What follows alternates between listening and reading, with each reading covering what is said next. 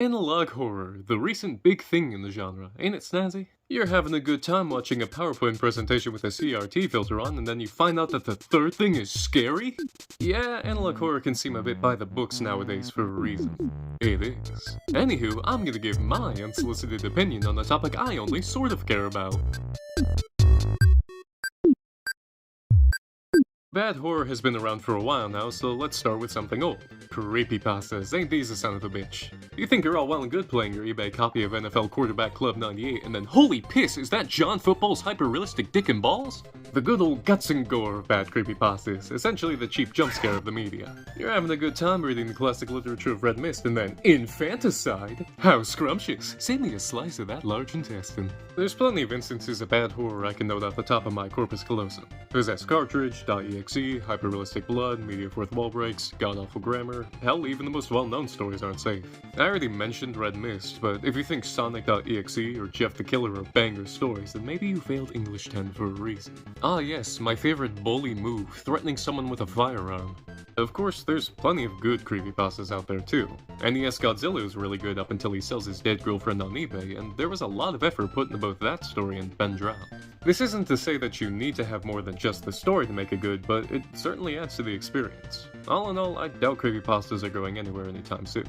They're too profitable to make mods on in Friday Night Funkin'. Video games, remember this? I know I do. These goofy-ass sculpture protogens both scared and took the piss out of me in my soft spot years. Freddy G. Fazbear here wasn't the only one yelling at people's faces though. No siree, we even had people without faces have the audacity to yell in yours. Golly Wally Ding Dong, is that a crossover? No wonder so many YouTubers play this, it's a goddamn cash cow. This isn't to entirely take away the value of a jump scare. If used properly, then it can work as a payoff powerful enough to turn my pants the same color as my script. But I can only see the Demon Child in Scary Maze so many times before I stop screaming and start snoozing. Granted, there were plenty of fantastic horror games out there in the good old 2010s, but people wanted to see Markiplier Horror Compilation 5, and by golly, if it didn't have loud noises, the people were gonna riot. And while the Let's Players were able to keep soiling themselves at every goofy goober over 12 decibels, I and many others could not, and so we all collectively decided to quietly chuckle as our hair-dyed heroes dyed their gamer chairs yellow for our entertainment. Analog horror. We talked a bit about this in the beginning, though because of its recency, I feel it's best to tackle a few sub-subgenres in this medium. A while back, a few crossovers were made between analog and liminal horror, and depending on your political beliefs, you either love or hate it. I myself am a centrist, so I choose to not care instead of trying to do anything of note or value.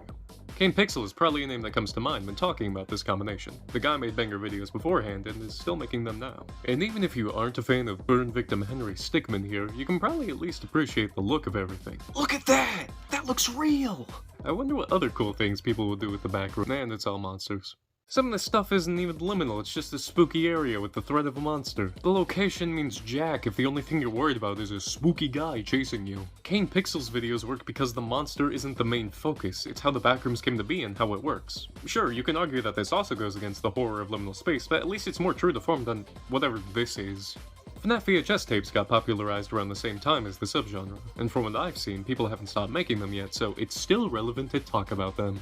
There are a few channels that initially popularized this subgenre, and although Squimpus is up there, I won't talk about their series because they suck. Meme Bear in particular made some incredible animations, with my favorite being Nightmare.mp4. And while Baddington and Martin Walls don't make FNAF content, at least not regularly, I still count them under this umbrella because they use the spooky robo-corpses for their cast. Because my specific issues with FNAF HS are similar enough to my issues with analog horror in general, I'll move on to that to not waste time. I certainly have a few gripes with the medium.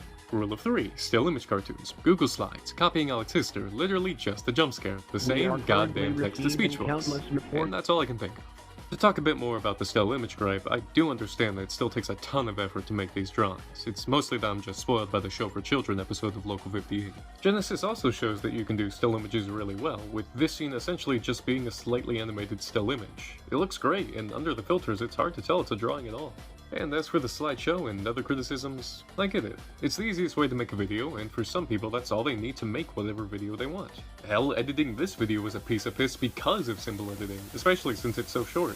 A lot of these are from first-time creators too, and Alex Kister's first Mandela episode is unfortunately what grounded a lot of these cliches for everyone else since it got so popular.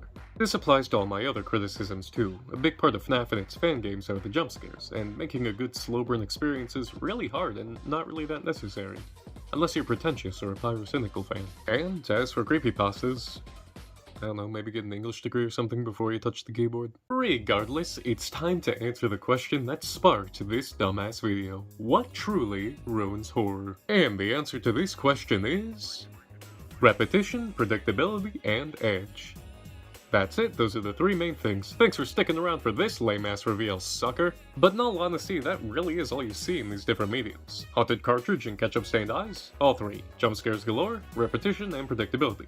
Anti-piracy videos? Christ on this spike, do these get really stupid. There's also the fourth thing that tends to ruin these mediums, at least for me, but that's completely subjective, and I understand that.